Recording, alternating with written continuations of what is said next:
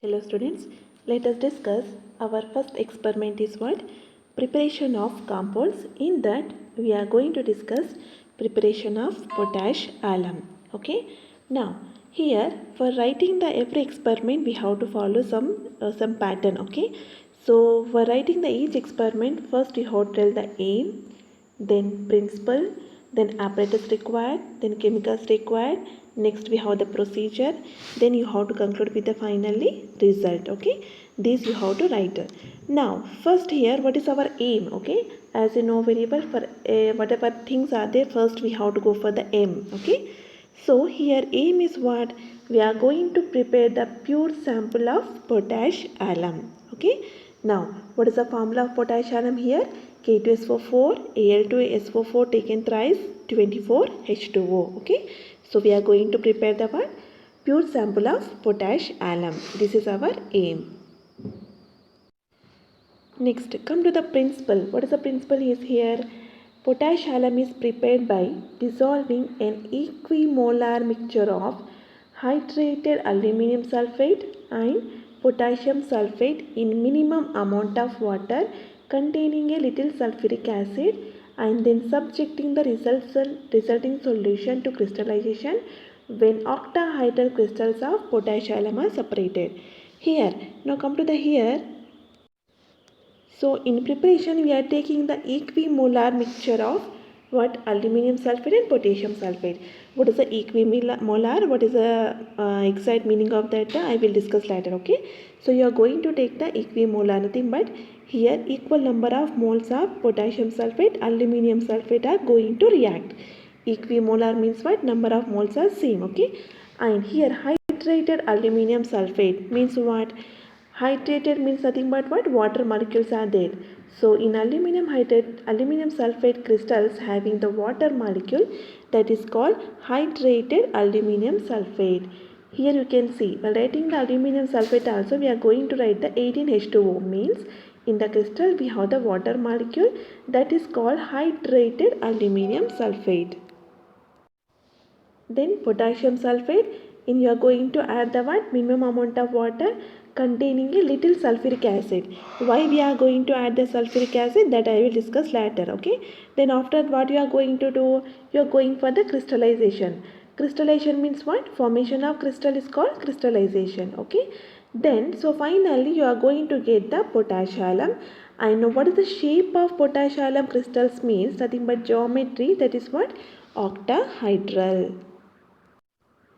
Now if you see the here balanced chemical equation, here we have 1 mole of potassium sulfate reacting with the hydrated aluminum sulfate gives rise to potash alum. This is the chemical formula of potash alum.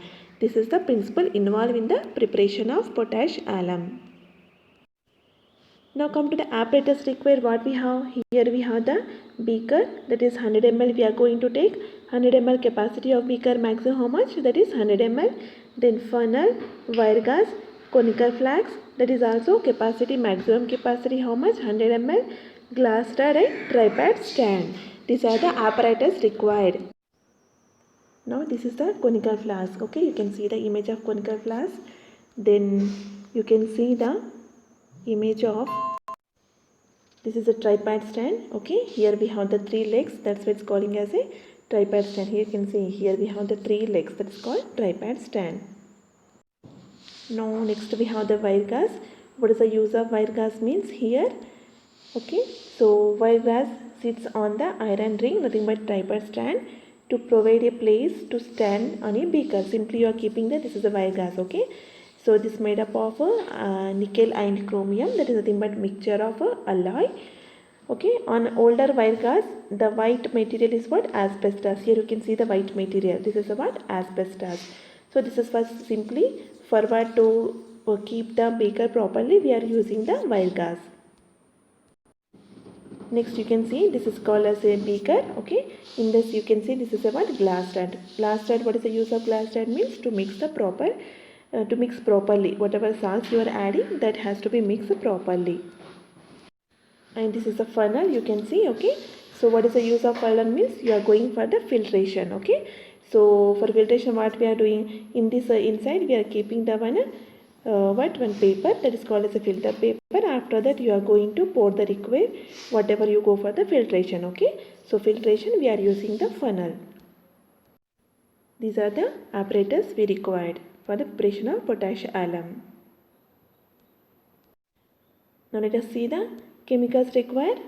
Here we have the aluminum sulfate, that is how much gram you are going to take, 5 grams, potassium sulfate 1.25 grams, and diluted sulfuric acid we are taking the 1 ml. Okay, now what is the meaning of dilute? Means the concentration of sulfuric acid is less. It is called what? Diluted sulfuric acid. Okay, now come to the procedure here. Now first you are going to take what? You are taking 100 ml of beaker. Okay, in 100 ml of beaker you are going to take the 20 ml of distilled water. Okay, so what is the distilled water means what? It is lack of all the ions, that is called distilled water, pure water. Okay, so you are going to take the 20 ml of distilled water in 100 ml of beaker. After that you are going to heat for up to 40 degrees. This 40 degrees how you are going to measure? With the what? Thermometer. Thermometer means what? To measure the temperature in lab we are going to use the thermometer. After that you are going to add the 1 ml of sulfuric acid. Okay, 1 ml of sulfuric acid. So after addition of 1 ml of dilute sulfuric acid you are going to warm, and then you are going to add the 5 grams of aluminum sulfate in a small amount at a time. Okay, then after that you are going to weigh the 1.25 grams of potassium sulfate, then add it in a small increments to the above solution and stir well. So finally what you are doing, simply you are going to take a 100 ml of beaker, adding the 20 ml of distilled water, then you are going to add the what? About 1 ml, you are going to heat up to 40 degrees and adding the 1 ml of sulfuric acid, then going for the warm, then adding the 5 grams of aluminum sulfate, and what you are going to stir well. Then after that 1.5 grams of what? Potassium sulfate, and you have to stir the above solution properly. Then heat the solution with a constant stirring here till the potassium sulfate dissolves completely on water bath. So simply what we are doing, this beaker you are going to keep in water bath. Water bath means here we have one vessel. Okay, one bowl will be there. In that you are going to fill the water. That's what it's calling as a water bath. If you fill the oil, that is called oil bath. If you fill the sand, that is called sand bath. Okay, so in this bowl nothing but we are going to fill the water, that is called water bath. So simply you are keeping on water bath. Okay, then test the solution at regular intervals for the crystallization point. Now after that what happen? You are going to cool at a room temperature the solution. So while cooling, the crystals of potash alum going to separate out.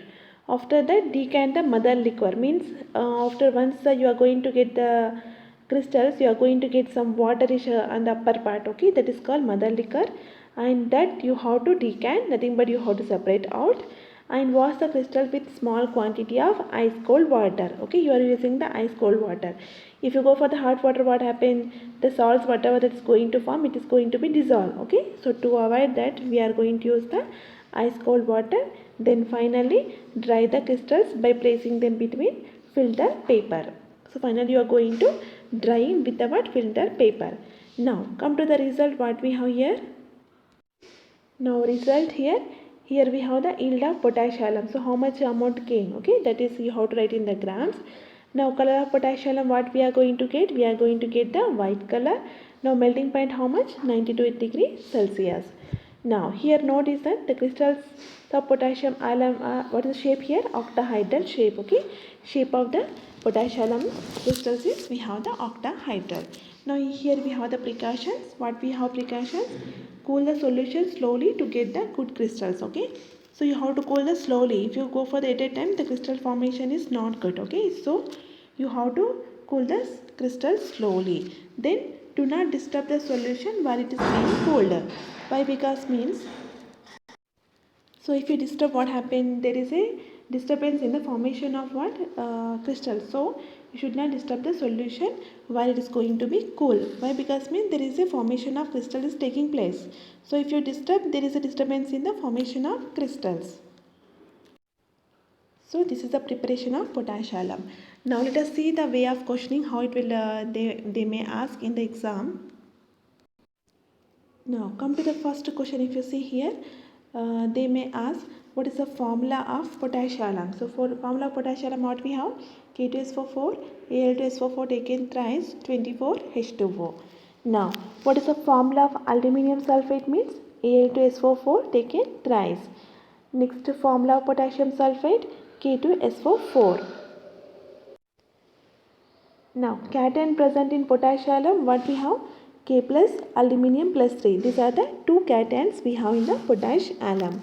Now anion, we have SO4 minus 2. So we have two cations, that is K plus aluminium plus 3. Anion we have SO4 minus 2. Next chemical formula of sulfuric acid, what we have, H2SO4. Okay. Next here already I told we are going to add the 1 ml of sulfuric acid. Okay. So why we are going to add mean, here to prevent the hydrolysis of aluminium sulfate, dilute sulfuric acid should be added while preparing the saturated solution. So simply if you are not adding the sulfuric acid, what happens, there is a hydrolysis of aluminium sulfate going to takes place. So to avoid that one, we are going to add the sulfuric acid. Why? Because means two salts has to be reacted. Okay. So aluminium sulfate should be as such. So to prevent the hydrolysis of aluminium sulfate, we are going to add the sulfuric acid. Next here, what is the gram molar mass of potash alum means? First you have to go for the formula. Okay, this is the formula already we discussed. Now how you are going to calculate molar mass? First you have come to know how many potassiums are there. Okay, we have the 2 potassium, 1 potassium. What is atomic mass? How much we have? 39. So 2 into 39 means 78. Aluminium, here we have total 2 aluminiums are there. So 1 aluminium atomic mass how much? 27. So how much we are going to get? 54. So sulfur atomic mass how much? 32. How many are there? 4. So you are going to get the 128. So next we have 40 oxygens are there. 1 oxygen atomic mass how much we have? 16. So total how much is it? 640. Now hydrogen 1 atomic mass how much here? We have the 1. So how many we have? Total 48. 48 into 1 means 48. So finally molar mass of potash alum how much we have? 948 gram per mole. So already you know very well, molar mass already we will tell per mole, nothing but Avogadro number of atoms you are taking, that is 6.02 into 10 power of 23 atoms. Then adding all together you are going to get about 948, that is about per mole, 948 grams per mole. Next, molar mass of potassium sulfate how much means, we have 174 gram per mole. Okay, how it is going to come means already here I given, just read that one. Okay, so total number of atoms you have to count. Here we have 2 potassium, 1 sulfur atom is there, 4 oxygen atoms are there. If you add all together you are going to get the 174 gram per mole. Next, molar mass of aluminium sulfate means here again, so this is a formula. So you have to count all the number of how many atoms are there. So each atom having the how much atomic mass you have to calculate. So finally molar mass of aluminium sulfate how much? 666 gram per mole. Okay. Now if you see the oxidation number in the potash alum, okay, in potash alum, potassium having the +1 oxidation state and sulfur having the +6, oxygen having the -2, here aluminium +3, sulfur +6, oxygen -2 and water having the +1 oxidation state, here oxygen -2. Okay, now let us see here, if I ask what is the oxidation number of potassium in potassium sulfate means, how you are going to calculate this one? So in stoichiometry already we discussed the rules how to calculate the oxidation number. Okay, if it is a neutral one is there, then you have to go for the sum of that all the values you have to make as a 0. Okay, this is a neutral now, so you are going to make the 0. So what you are going to find out for the potassium? Okay, so how many atoms are there? 2k plus, so as here in sulfur having the oxidation number +6, so how many sulfur atoms are there? We have 1, so 1 into 6 plus how many oxygen atoms we have? 4 into -2. If you go for the simplify, here we are going to get the oxidation number of potassium how much? +1. Next, oxidation number of what? Aluminium in aluminium sulfate means here. So aluminum sulfate, you have to find out the aluminum. So we have the 2 aluminum atoms. So here we have sulfur plus the oxidation state for the 1 atom, but we have total 3. Oxygen we have the -2, but we have total 12. So if you go for the simplify, finally aluminum having the +3 oxidation state. Next, sulfur oxidation state in the potassium sulfate means, again now you are going to find out the sulfur, okay. So here one potassium having the oxidation number +1, oxygen we have -2, total how many are 4. So if you go for the simplify, so finally sulfur having the +6 oxidation state in potassium sulfate. Next, oxidation number of sulfur in aluminum sulfate means, again, so you are going to find out the, we have 3 sulfur atoms. So already we discussed in the stoichiometry also. So oxidation number we are calculate per atom, means you have to find out for the only one atom. So again you are going to simplify here.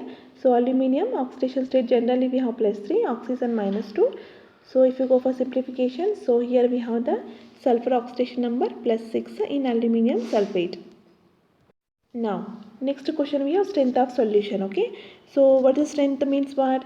It is defined as the amount of solute in grams that is present in the 1 liter of solution. So simply what, for example you took the 1 liter of solution, okay. In 1 liter solution how much amount of solute is present, okay. So how much amount, that amount you are going to tell, that is called as a what, strength of solution. So now come to the units of strength of solution, what? Gram per mole, means how many grams are present in the 1 liter. That is called strength of solution. Then here you can calculate the strength of solution by using the formula what? Molarity into molar mass, okay. So molarity units as you know very well, moles per liter, and molar mass units as you know very well, gram per mole. So here mole going to get cancelled. So finally you left the units what? Gram per mole. So units of strength of solution is what? Gram per mole. Now next question is what? What is the molarity? Molarity means as you know very well, the number of solute present in the 1 liter of solution. Okay. So here units what we have? N by V formula. So units of molarity what we have? Moles per liter. Here potash alum is an example for what? Double salt, okay. Now what is a double salt means what?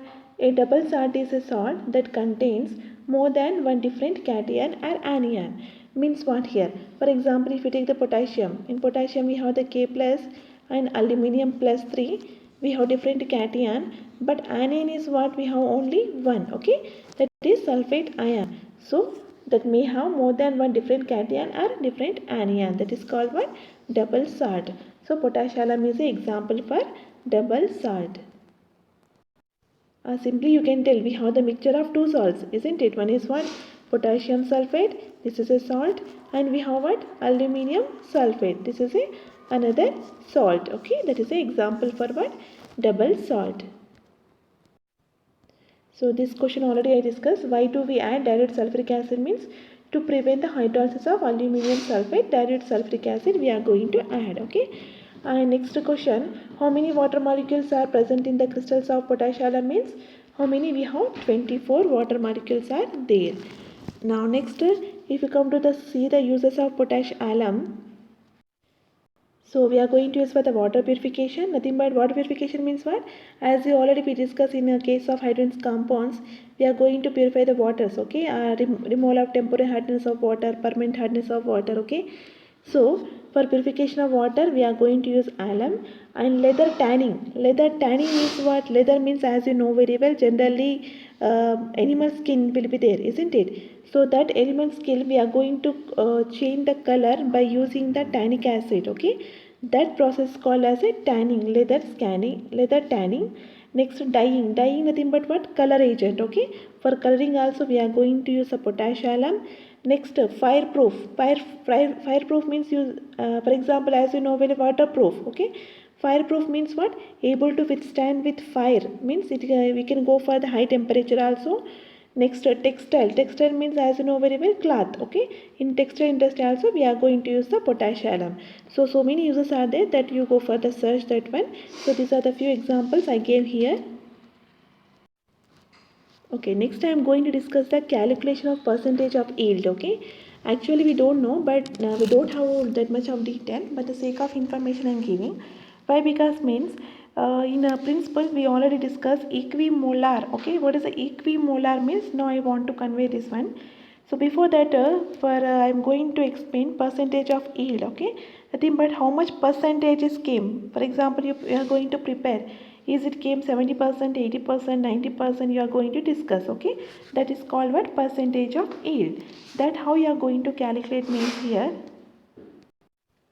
Here we have formula, that is percentage of yield. You can calculate by using the experimental yield divided with the theoretical yield into 100. Okay, this is the percentage of yield calculation. So in that, experimental yield means while doing the experiment you got some amount. Okay, that is called experimental yield. But what is the theoretical yield? Okay, how you are going to calculate means let us discuss now. So theoretical yield means what? Okay, it is the calculated maximum amount of product which might be obtained under ideal condition from the starting material. Means for example, you added the 1 gram of aluminum sulfate, 1 gram of potassium sulfate. So after adding mixture together, you are expecting some amount, it should be there. Okay, mean theoretically you are going to expect something, that is called theoretical yield. Then how you are going to calculate theoretical yield means, in calculating the theoretical yield, you should first calculate the number of moles of reactants and then find out the limiting reagent. Okay, so for reactants means for this case now what we have, aluminum sulfate and potassium sulfate. So for each aluminum sulfate and potassium sulfate you have to calculate the number of moles. Then you have to find out the limiting reagent. Now what is the limiting reagent means here? So the limiting reagent determines the theoretical yield of the product. Means here the limiting, this is the deciding factor. First let us discuss what is that means. The reactant that is consumed completely in a chemical reaction is called limiting reagent. So what is the meaning that one? I will go for the example. So here first let us discuss how to calculate the number of moles. Okay, now first I am going to calculate the number of moles of hydrated aluminum sulfate. So number of moles formula what we have, mass by molar mass. Okay, so how much amount you are going to take the aluminum sulfate here, 5 grams. Okay, molar mass of aluminum sulfate already we discussed, that is 666.2 gram per mole. Okay, so in gram going to get cancelled, you are going to get the 0.0075 moles of aluminum sulfate. Okay, so this many number of moles of aluminum sulfate you have taken. Next, number of moles of potassium sulfate means again formula mass by molar mass.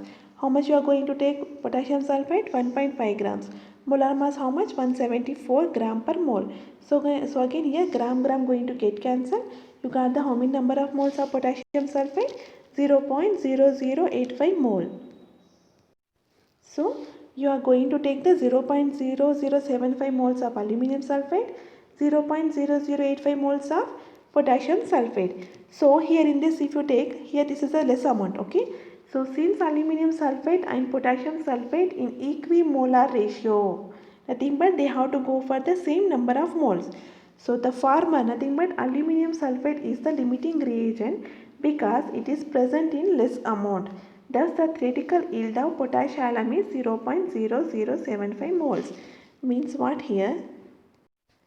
So here this is the number of moles are less. Okay, so once the aluminum sulfate is over means potassium sulfate does not going to react. How much amount are whatever the left. Okay, why? Because means they have to react in the same number of moles. Means here 0.075 moles of aluminum sulfate is there, means potassium sulfate also react with the how much? Same amount, means it should be 0.0075 moles only. So this is going to limit the reaction. Okay, that is called limiting reagent. So once it is completed, there is no further reaction, that is called limiting reagent. Okay, so what we told here, equimolar. Okay, equimolar means number of moles are same. So 0.0075 moles of aluminum sulfate, 0.0075 moles of potassium sulfate going to react and give the how many moles of potassium sulfate means again 0.0075 moles of potassium you are going to get. So theoretically, how many moles of potash alum you have to get? 0.0075 moles. No, if you want to convey in the grams. So the theoretical yield in grams, how you are going to get means that can be calculated by multiplying the yield in the moles by the molar mass. So theoretical yield into mole, if you multiply it with the molar mass of potash alum, you are going to get the how much amount means 7.1 grams. So simply actual theoretically how much amount of potash alum you have to get? 7.1 grams of potash alum you have to get. This is theoretically. Now percentage of yield, what is the formula? We have experimental yield, theoretical yield into 100. So experimental yield means how much you, according to experiment, how much you got. Theoretical yield how much? 7.1 into 100. So if you substitute the values, so finally you are going to get the percentage of yield. So in manual we have the only yield, we don't have the percentage of yield. Okay, so simply you can go for the just yield calculation, don't go for the percentage of yield. Just want to convey equimolar, I told this one detail. Okay, next already we discussed color of potash alum is what? White. And geometry what we have? Octahedral. This you can see octahedral already we discussed in the chemical bonding. Now melting point how much we have? 92 degrees Celsius. And here we have another question. Why do we take equimolar quantities of reacting compounds in the preparation of alum? So what we are doing, we are taking the equimolar, means same number of moles we are taking for the preparation of alum. Why? Because means equimolar quantities of salts are taken for the double salt preparation because the properties of individual cation anion does not change in double salts when dissociate, and if salts are not in equimolar then they are going to precipitate. So here the properties are cation anion does not going to be changed. And one more thing, if you take the excess, what happened? The salts is going to precipitate. So we are going to take the equimolar quantities of what? Aluminum sulfate and potassium sulfate. So these are the questions, maybe expected questions on the potash alum.